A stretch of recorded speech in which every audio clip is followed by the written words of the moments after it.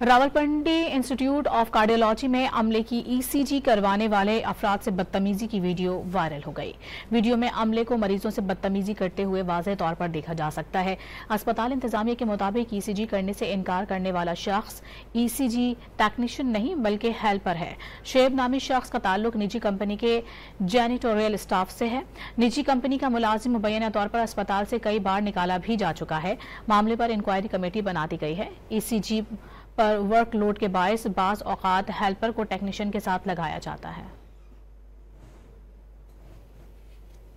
Rawalpindi institute of cardiology में अमले की ईसीजी करवाने वाले अफराद से बदतमीजी की वीडियो वायरल हो गई। वीडियो में अमले को मरीजों से बदतमीजी करते हुए वाज़ेह तौर पर देखा जा सकता है।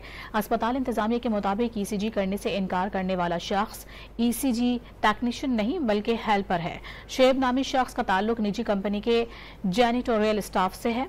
निजी कंपनी का मुलाजिम मुबैना तौर पर अस्पताल से कई बार निकाला भी जा चुका है। मामले पर इंक्वायरी कमेटी बना दी गई है। ईसीजी पर वर्कलोड के बायस बाज़ औकात हेल्पर को टेक्नीशियन के साथ लगाया जाता है।